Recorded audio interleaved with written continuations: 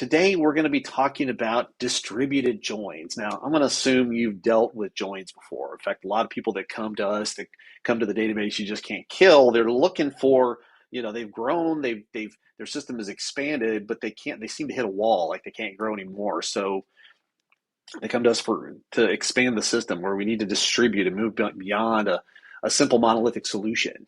And so we need to move into a more distributed system. Well, we're going to do the same joins, and I've got some stuff here. See if we can derive this one here. I don't know what I hit on that one. Okay. Linear burn. Okay. Oh, that's crazy. Fun. Okay. Don't you love tech? So I want to talk about, I've been using this problem for the past few episodes, and I want to talk about when you're doing a join operation, what is actually happening when we talk about a distributed system? Because there's a person by the name of Nelson Nash, and one of his more famous comments was, if you know what's going on, you'll know what to do. And so I want to share with you what's going on, what is happening under the hood with Cockroach DB. That will inform you, and I believe it will sincerely help you write better queries if you understand what the joins are. So I want to dive in here, and let's go and look at what we're doing here. Now I have this is a device. This is the famous RTR1001, my fictitious device, but this is borrowed from a contract I worked on in the past. This is a paradigm we had to manage.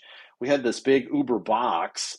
Some of the devices we monitored in the racks were, fit into a single slot, single height, little tiny ones. But we had some that they were like four slots tall. They took up the whole width of the rack. It was this Uber router switch. I mean, it was the thing almost, it did everything except your income taxes. So we had this big giant device, and this device has status. We had to monitor to detect when the device is down so we could dispatch a crew to repair it. But you have to figure out what's wrong. The device itself would report status, and that's captured by the little status icon up in the top right corner, where right here I got it green, and in my high quality animatronic style here, it's green, and it's blinky light green, okay? So the box itself is fine. The box some of these boxes had cards in them. You could swap out the cards. The cards had various functions. So you could go over here and look at the first card on the left. The card has a status on it, way up at the top. There, it has a status to it that it's fine. Okay, the card's up and operational. Nothing wrong with the card. And then we had data was piped into the card through ports. Okay, now the slots or where you'd plug in the cables would be in the back, but we'd have indicator lights on the front. And if you looked at this device on a management board, this is kind of what you would see. It'd have these 8 ports, maybe serial data coming in or something like that, or an Ethernet data or something. It kind of doesn't matter. It's the same philosophy. You have 8 ports. Is there anything wrong with the ports? And sometimes it doesn't mean that the card is broken. It may mean that the line at the other end is down, and so it shows up red at this end. But whatever it is, it clues you in where the problem is. And in this case, in the first card, all the ports are fine. The second card, in this case, let's just assume it's the same kind of card. All the ports are fine, but we have here a blinky light of red. Okay, so the card itself has an issue. And these are all SNMP enabled devices. So we're using a simple network management protocol to sit there and figure stuff out. And so in this case, we would detect when these issues would happen, and we have a sort of a lookup table to look up and figure out what's the problem. What's the code? What does this map to? Is this a critical error? Or is this just a warning? What is we've got an alarm of red, but what does it actually mean to the enterprise? What is the story on that?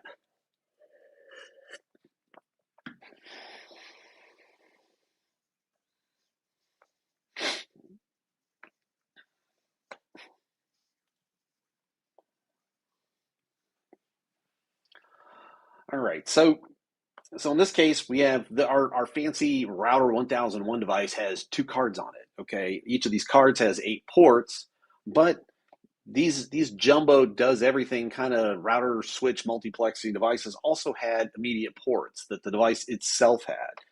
And so we'd have a row here, in this case, a dozen ports that actually go right into the device itself. Now, And in this case, all of them are good except one. There's one of them reporting red. So in this whole diagram here, to represent a fictitious device, we see that there's two red alarms, and somewhere in the correlation tables, we're going to figure out, in the lookups, what's wrong with it. Okay, that's what our problem is we need to monitor the equipment, process the alarm data, and figure out what's wrong. Okay. Now this is not a real device. This is fictitious, but we actually used real devices that were analogous to this. This is real stuff. So what that takes us to is looking at the physical device, we'd map it on to an entity relationship model. We capture the entities in this. And in this case, we had three entity types to map this onto. We have a device table up in the top, up in the top corner of this diagram, and this represents the box. Okay, no matter how big, no matter how small, there would be an enclosure, basically something you would order that would show up in a box. You'd pull it out of the box and install it into the rack. Okay, that's a device. The device, I'm not showing it here on the diagram, but the device would have a host name. Um, some of the, for the alerts that would be at the level, the device would have an IP address. It would have a kind of a model number or some kind of serial number. So we'd have a unique identifier. We'd know what class of device it is. Is it a router? Is it a switch? What else is it? There was a lot of devices we had to monitor, but this is a box that you plug in and install into a rack. Okay. Now in our the previous diagram, we saw two cards depicted. And so we would model this in another table. We'd have a table with all the cards listed in it. Now, the card is also something that it would either come with the device. The devices that had cards, some devices didn't have any cards. They were just devices with ports. Okay. We'll talk more about that in a minute, but this device had two cards. And so you'd buy the device, it would come with two cards. Now, if the card was fried and went bad, you'd order a replacement card that would get shipped to you. So you could pull out one card, swap in another. And that's a lower cost way to manage that kind of situation than to have to replace the entire device itself. But that naturally breeds the fact that we have a one-to-many relationship, okay? One device, two cards, one to two. There were some devices that had 8 cards in it. Some devices had 0 cards. So this is where we get this one-to-many relationship. And then what I showed on the previous diagram, finally we have ports. One last thing, let me put it in here before we go to the ports, is the cards would have a card name. Some of the aspects we would have in this table, we would have what's the card name. So you could have a card type. What kind of card is this? It's a multiplexing card, something like that. This was communications based, but I'm sure you can imagine any type in this situation. And so we'd have a card type, a card model. We would have an actual card name because you could have in the device that this is housed in, you can have two of the same model cards, but you need to differentiate one card from the other. So it'd be like card one, card two. Real sophisticated there, right? So that's the card representation. And then finally, if we look back at the diagram, if you'll remember, each of these cards has ports in it, okay? In this case, this card, the way I'm modeling it, it has 8 ports, okay? It has 8 ports on the card, and each card has that. So if I go back to my diagram here, I want to show the port. So we'd have whatever type of port it is. Now, a port doesn't have a model number because you're not going to swap out a port for another. A port is built into the device. Okay. In this case, this is the port built into the card. Okay. And that's why we can sit there and show this relationship between the card and the port. Okay. It's a one-to-many relationship. Now, in this case, I say 0 to 1 to many relationship because it's possible you could have a card with no port on it, or sorry, um, you know, this is slightly inaccurate. It should say one to many in the context of a card with a port. You're never going to have a port not related to a card. The port is either going to be related to the card, or you notice this big diagram up top here. It's also possible for the device to have ports on it directly, okay? So in this sense, this is another one-to-many relationship. In our diagram that we looked at, we saw ports directly on the device. All right. This particular device happens to have 12 ports directly on it. So there's ports on the cards and there's ports on the device itself, okay? And by the way, if you're loving my fantastic artwork here, my kindergarten level type stuff, smash the like button.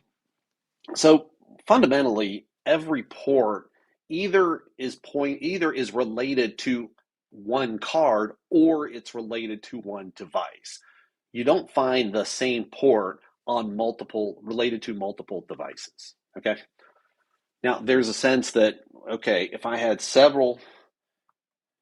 multiple instances of this router 1001, imagine I have 50 of these in my enterprise.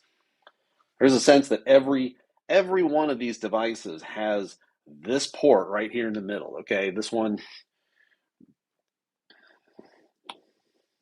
Oops. Let me make sure I'm selecting. This port is the same port on every one of those. Yes and no. It's the first port on the router 1001 device, but each instance of the router 1001 device had a different row in the port table for each actual instance of the port. You follow me there? Is that clear? So I'm trying to differentiate between model and actual port. So let's go and look at that entity relationship diagram a little clearer, okay? That's why you can see the port here, the port table. There's a 0 or 1 relationship either from the card table or the device, and there's an extra constraint that says the port is either associated with a card or a device. It's one or the other, okay? That's a concept that's really not captured in our nomenclature for ER diagrams. This is the convention we've been using for at least 25 years for modeling diagrams. It's probably older than that. Because when I entered the industry back, when I joined this contract, which was back around 2001, this is how they modeled stuff for database entity relationships. Okay. In fact, at the time, we used a tool called Erwin, E-R-Win. I'm going to this is not a product place, but let me, which I think I looked recently, and I think it's still a thing. Erwin, it's the entity relationship. It's a visual tool that lets you model this kind of stuff. But what's the point of like drawing pictorial diagrams? We've drawn a physical abstract representation of what the device looks like, and here I've got an entity relationship diagram. So what's the point? I mean, is this helping me? Actually, it is, because in order to actually write code that's going to get the relationship pulled together, I need to know what these relationships are from one device to card, card to port, device to port. I need to know all these relationships in order to join the tables together correctly. I need to join the tables to correlate when I get an alarm. If I'm going to get let's put black here. So I'm going to get an alarm on server 157, and I'm going to get a secondary value, and it's going to say card 02, and it's going to say, alarm level 5, and maybe it's got a special code on it, like ping alert, let's just pretend that these cards, you can ping them. And so we've stood up some kind of SNMP agent that sits there and pings every card, like once a minute or something like that. And so depending on the status of it, if it reaches it, it throws an alarm level 1. But if it can't do that, then it's going to give us an alarm code of 5, okay? And this is our alert that the card is down, okay? This would have been a good example for the box itself, because the box is absolutely respond to ping alerts. But the idea is, this is the information I have to look and figure out what it is. I have the host name, and I have whatever this extra identifying element is, and this is what I need to go into the database and figure out. The host name I know is in the device table. The host name is down in here somewhere, is a row here. But what was that other element? That's either a card identifier or it's a port identifier. Now, as a human, I could read that and I'd said card 01. Okay, well, that's kind of a giveaway. Can I just parse the name of that and figure out it's a card and look in here? Well, yes, but that's sort of a hacky shortcut. Okay, you don't want to do that. Then he has to look in the database, and some of the cards actually had names like that. Some of them did not. Okay, some of them would have some model specific name associated with it. Whatever the multiplexer 03, something like that. Well, there's multiplexing. There were devices that were multiplexers all by themselves. They were involved in TDM, time division multiplexing. Okay, so you could buy a device that's a time division multiplexer. You could buy one of these huge devices for one of our. We would have a huge site that needed several of those time division multiplexers. Well, you can buy a device that comes with a card, and each of the cards is a time division multiplexer. So that was a more economical way to put that up there. So do you want to do that? No. So the idea is it could say multiplexer 101 or something like that. Well, what's that? Is that a host name or is that a card name?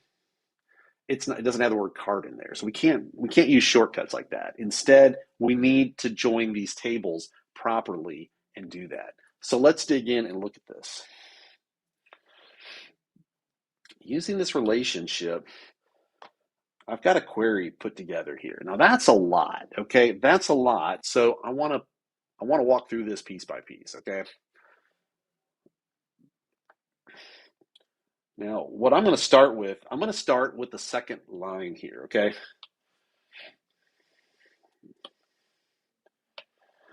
What I'm going to do is let's get black here so we can. There we go. Let's highlight and start from here. From select whatever columns you're going to select. We'll talk a little bit more about the columns in a minute, but first let's navigate the relationships. Okay, we're going to first select from the device. Okay, that's the top thing, and that's what we saw. No, that's what we saw when we. Where's that? Oh, here it is. The device is the first element. Okay. Okay. Okay. I'm getting the hang of using Procreate for doing presentations. This is my art drawing tool, which is a lot of fun, but I'm trying to use it in a new way. So we've got the device, and then we're gonna do a left. Oops, I need to select the correct layer. Oh, okay. Ah, here it is. Okay, let's just clear here. We can clear that. See, no damage. Okay. So here's our first join, left outer join card C. And one of the habits that I picked up working on that contract is to alias every table that you go into to give it a shorthand name. Okay. So I do a left outer join card on the device primary key equals device FK. Okay. So we're gonna assume that there's a device foreign key on the card table. I'm trying to remember whether or not yeah, you have to. We would use left outer joins in this relationship because it's not guaranteed you're going to hit anything. So it's a signal that the card is optional. Okay, that way if there is no card, you still get the device entry back. Okay, so we need a left outer join to map the one-to-many relationship from the devices from the device to the cards to all the cards. Okay. And then we need another left outer join to go from the card to the port. Okay. Let's put our little diagram back up here. This is to this is to navigate the little stair step here. The one-to-many relationship down to the card is the first join. You can look, I tried to match the colors in the select to the colors of the table. Okay. The device maps to the card, and then the card maps to the port. And I'm using left outer joins because these are optional aspects. There's optional, the card is optional, and also the port on the card is optional. Okay.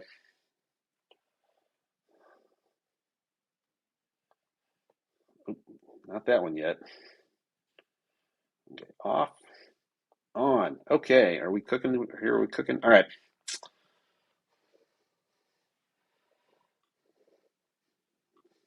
Let's do it like this. Okay, so what this does, so combined, this is our three table join. Okay, I'll get this. This is our three table join. Okay, device to card to port, and we're using left outer joins because this is optional. So it means from the get go, we're also going to get any instance where, okay, there's a device with no card. Just give me back the device information. You know, we saw it's a chance to just have an alert on the device level. Cards are optional, and if the card is optional, the ports on the card are also optional. Okay, but there's that other relationship. Do you remember that one? There's the fact that the device itself can have immediate direct ports on it, and we saw that down here. Oop, down here. Okay, we also have so far we've joined is gotten this. Okay, so the the left outer join lets us get this attribute, the device by itself, and then the cards and their ports. Okay, so we've captured that. And then that last join clause is to get the ports that are directly on devices that are they're all optional the way it's structured. Okay.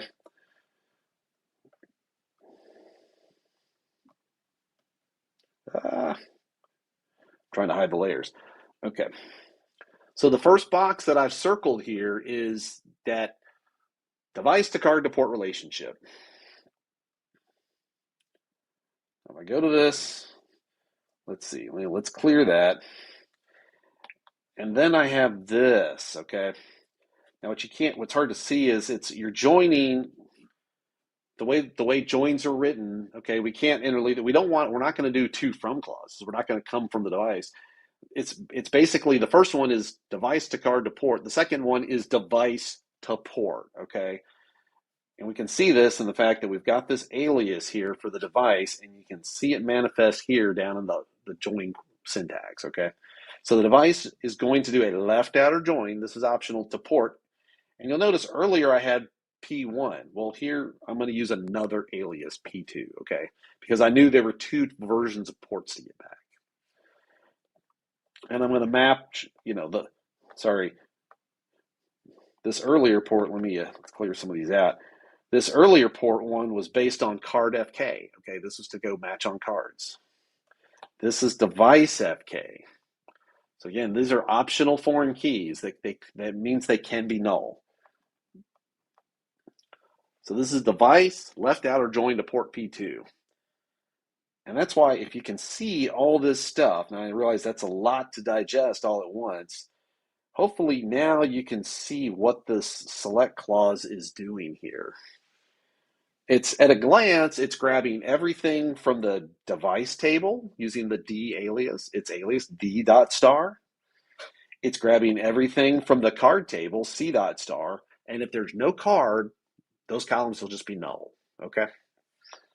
It's also grabbing port one columns, P1 dot star, and we know that P1 is ports on cards. You could call this, you could have named this alias ports on cards or something like that if you wanted to give it more context and have that be up here. And this could be ports on devices. But then finally we have P2, which is the ports on devices, okay? So that's what we've reached here with this query is we've written a query that we know is correct for this particular relationship.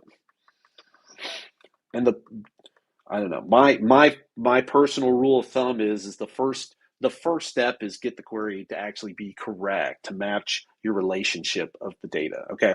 And from there, you can then try to work on, if it's not performant for what you're doing, that's the point to start working at it, to start using explain plans and stuff. And so I had a manager who once told me we were trying to work for high availability. We needed the system to be supportive of 5 nines of availability. And his comment was, let's make it work, let's make it correct first, then we'll make it bulletproof.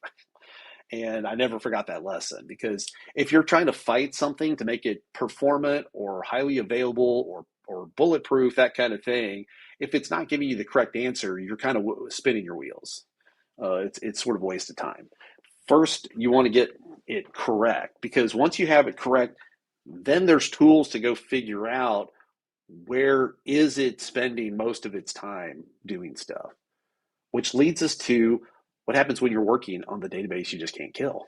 What happens when you move into a distributed environment? This query may have acted in one way on uh, living in a highly available cluster sitting in a central data source.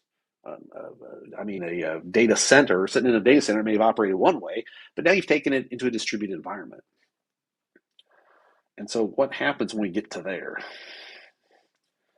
Well, let's go look at a scenario where we have a distributed environment. And for that, I've drawn a little pictorial diagram here. So this is my, high quality Monet level graphics here. And this is a 3-node Cockroach DB cluster here. So I have this is my West Coast node. This is over on the West Coast. West Coast of what? Okay, it could be United States or West Coast of Europe. Just choose what you will. What's your preference? Here's the central node that we have running. And then here's the one to the east, okay? And what we have here are ranges, all right? Now, if you remember, let's draw this up here a little. Okay, wait a minute. Okay. So when you have a table of data, okay, let's imagine this is the devices table, okay? So this is the part we need to dig in and understand what is Cockroach DB doing with your data so that you can understand how the joining is going to operate in a distributed environment. And you've got columns. What Cockroach DB does is it transforms the data. It basically breaks the table up into chunks, okay? And these are called ranges. Because literally what it's doing, it sorts the content, and then each one is a range of values. If you use a range of contiguous values, so there's nothing interleaved. It doesn't do this, it does this.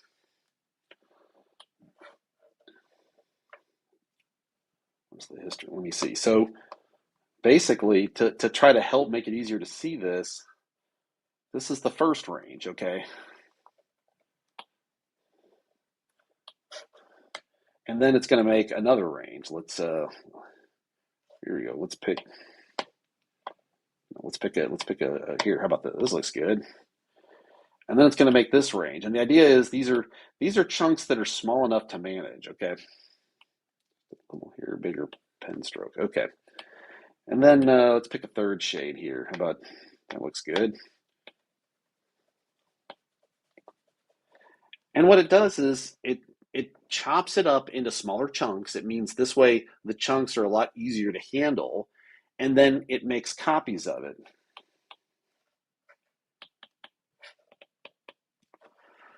In this case, let's go with the default. The default for user tables is 3 replicas in Cockroach DB. It makes copies of it and then sends them around to the different nodes. And this is what leads us to this diagram, okay? If you look, pick one color, lock on to one color, okay? And see where they all are. We have the orange one here in the top left. Like imagine this one. We have an orange one here. Where's the other? I said 3 copies. Where's the others? Well, there's one of those over here. And then there's the third one is down here. Okay, spoiler alert. All 3 nodes of this Cockroach DB cluster have a copy of each of the ranges. What we need to make this story complete is we need what's called a leaseholder. Somebody has to choreograph updates to a range. If somebody updates one row in that table, one of these replicas gets updated, and then it percolates the updates to the other replicas, okay? that's what a leaseholder's job is. So fundamentally, they hold elections. There's an algorithm. You can go look this up. There's actually a website called Secret Lives of Data. You can go Google for that, or look up the Raft protocol, like Raft from what's the movie where the guy got stuck on the island and then got off with the raft. But fundamentally, it's all the nodes. Or, sorry, all the replicas for a given range are talking to each other. So it's really more like this, or the leaseholder is communicating with the others. They can see each other. They communicate through the nodes. So I mean, so in a sense, it's more like. I'm sorry. Kind of like that. So they're choreographing through the node software to stay synchronized with each other, and that way they have elections all the time. So if a particular node goes down, you know, if a node goes down, then and that was the leaseholder for that purple range or purple replica or that purple range's replica. Say this correctly for the replica. Then what it's going to do is the other two are like, where's the thing? Time for an election. Okay, have elections all the time. Okay, I'm the new leaseholder, and it will coordinate changes from there on. Now, I don't want to go into all the RAF protocol because that's not what we're talking about today. I want to talk about distributed joins, but there's a fundamental idea that when you're going to do that query we saw, where you need to join the tables together, this is where, okay, early, I have the color coding here to depict the different tables, okay? And what I just showed on the diagram was one table chopped into multiple ranges. So now I have an overlap of nomenclature here. So I apologize if that's confusing. But fundamentally, I need to join the different things together, and they're all in different ranges managed by leaseholders. And I was hoping with this diagram, you could see how the nature of how this works. Okay, nope, not that one. Okay, this.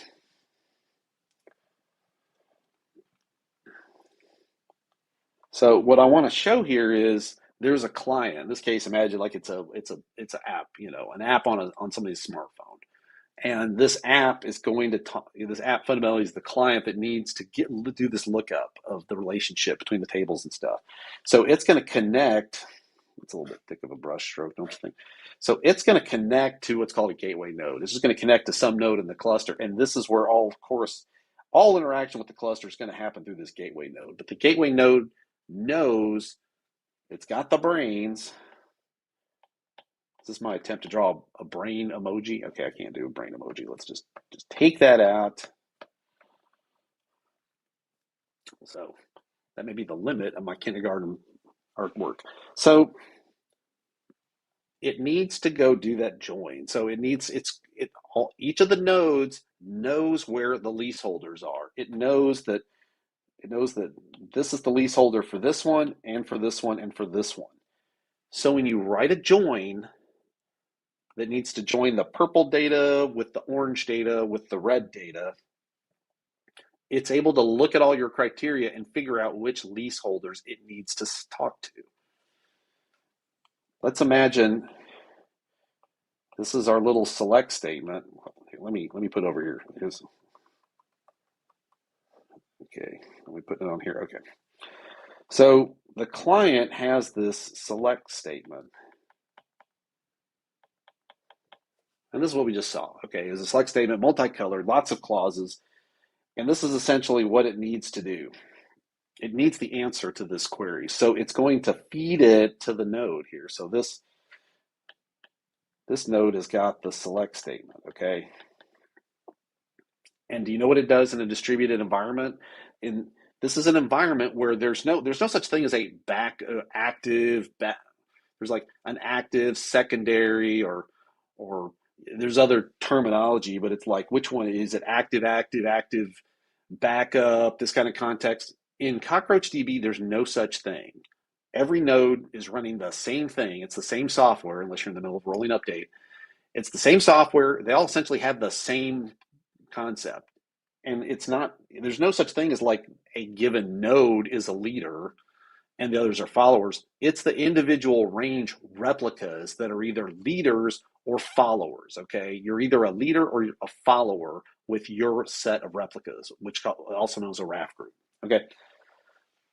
So there's no such thing as I'm going to send the select to the lead node and it's going to process it. That doesn't happen. Instead, it's going to take the select statement and send it to every node.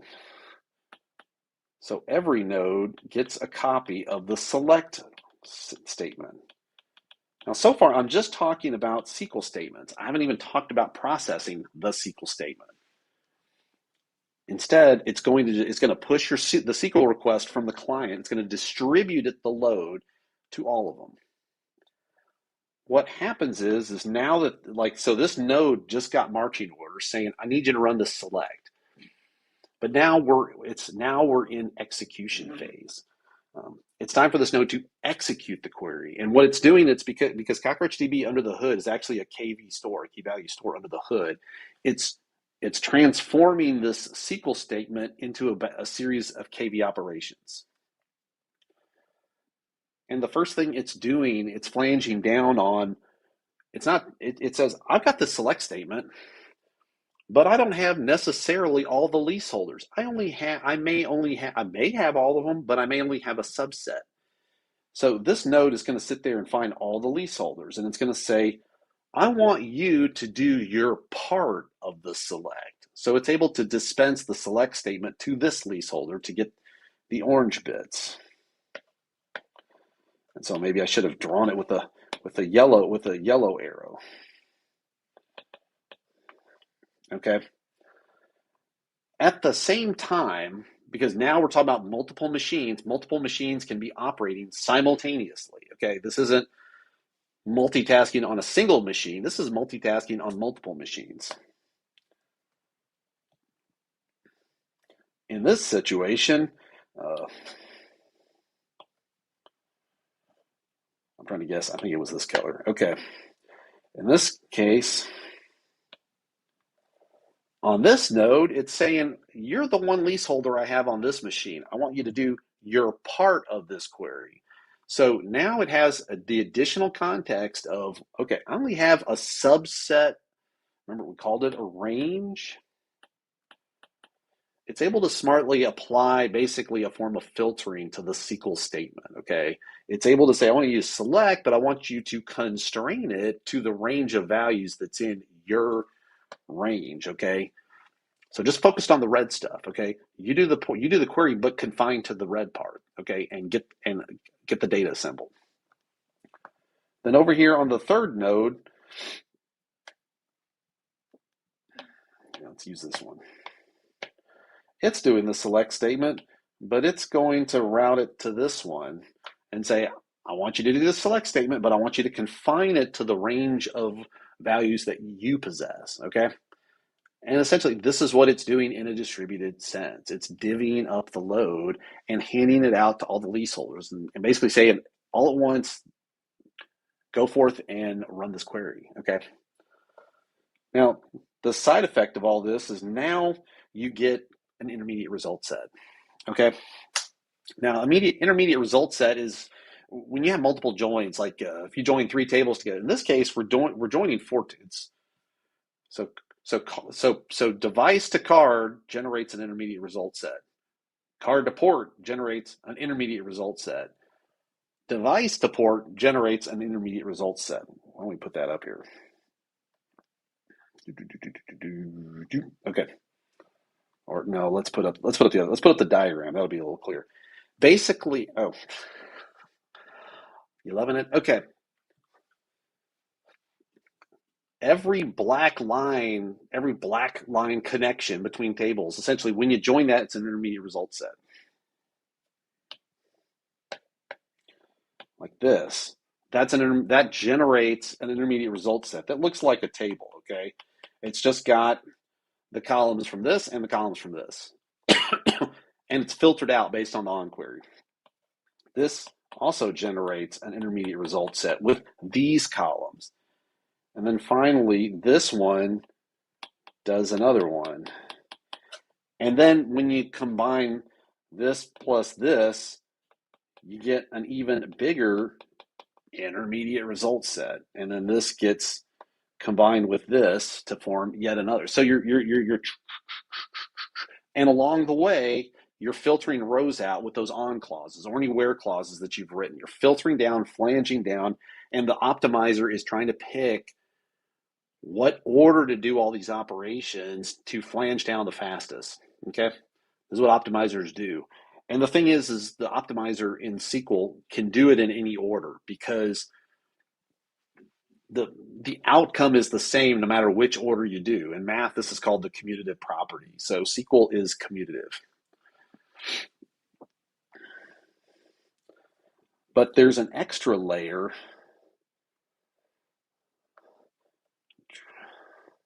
Let's make sure I'm on this layer. Okay. But there's an extra layer when we have, okay, we're doing what I just said, intermediate result sets, then with on clauses applied. But there's an additional criteria applied here where it's flanging down on just the orange range. Okay. So it's going to get a result set that's just for the orange stuff. This one's going to get the blue set. And this one's going to get the red set. And basically, it's going to send all of those back to the gateway node that asked it in the first place. So essentially, let's go to black so essentially, this result's going to go here. This one's going to go back here. And this one's going to end up back here, okay?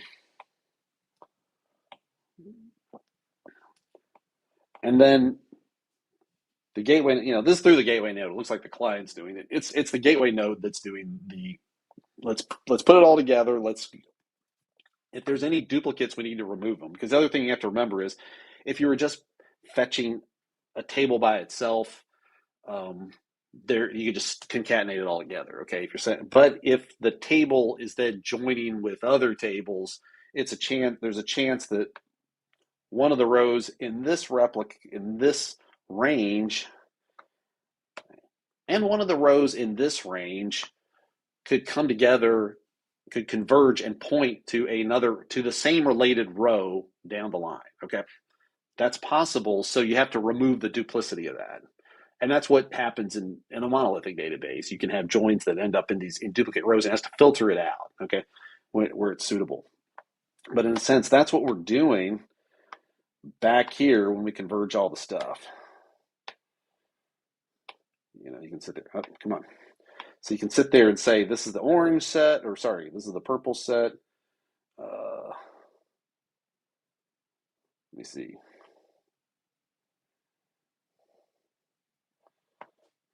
And then you've got the where's the red?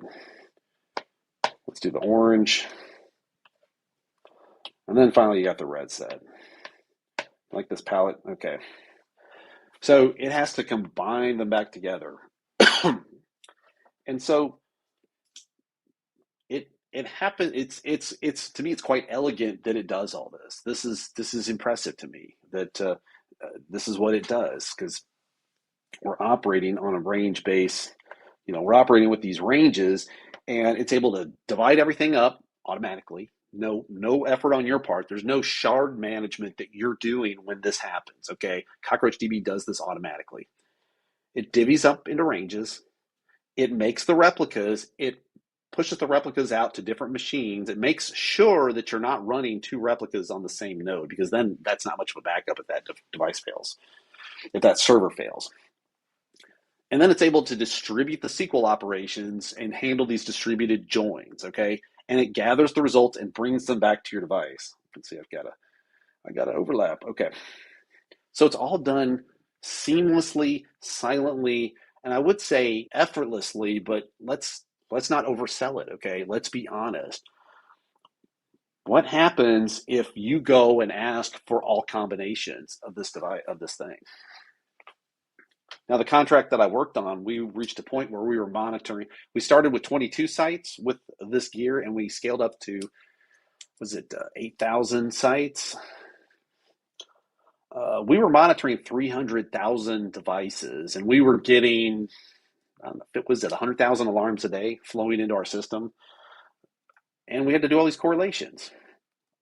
Well, you don't want to join every device in the enterprise with every card, with every port, and do this kind of thing. You need to flange down because even, you can say, well, in a distributed environment, it's to my benefit that I can spread the load, share the load. I can share the load with these other nodes and handle this.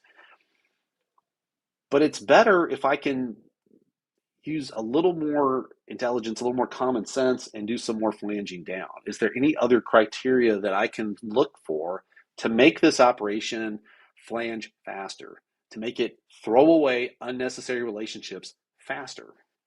And that's why where we don't have, it doesn't show on our query. Let's go back to that query if I can put it back up here. This just joins everything. What this means is you're joining every range from the device table with every range from the card table with every range from the port table twice. And if you're joining everything to everything, even properly, first of all, that's never good to just join everything and then let the application filter it out. That's an anti-pattern. Okay, I've seen that pop up in applications. Well, I'll do a find all query and then I'll let the application filter it out, or I'll let the user type in their filter criteria. Bad recipe. You want to help the database filter as much as possible. That's why you need. That's why you need a where clause, where d.hostname equals, whatever that parameter was. Okay, that's your first step. Is first of all you need a where clause, and in this domain, domain name. Okay, in this domain of knowledge, you need to supply the host name of the alarm. Either it's an alarm that came in, or it's somebody's heads up display and they're clicking on a device, or they're clicking on an alarm, and everything in this system has a host name. Put the host name into the query. Immediately, the optimizer will grab that and is going to shrink the device table on every machine. Now, right away, that where clause, what if the where clause, let's assume that the ranges we're looking at, these ranges right now that it's doing are for the device table. Let's just say this is the device table. This is where all the equipment, not the cards or ports, just the device table. You're looking for one host name. That host name is not going to be on all the colors. It's only going to be on one of them. And because all these ranges are ordered, it can quickly figure out which one it is. So it can quickly say, nope. Okay, it can quickly say, nope, it's just this one. This one has the host name that I'm filtering on. Okay. So for that part of the query, it was able to shrink it from going to 3 nodes with the select statement and only send it to that node. So that node can do that part of the join. The same story goes, let's go back.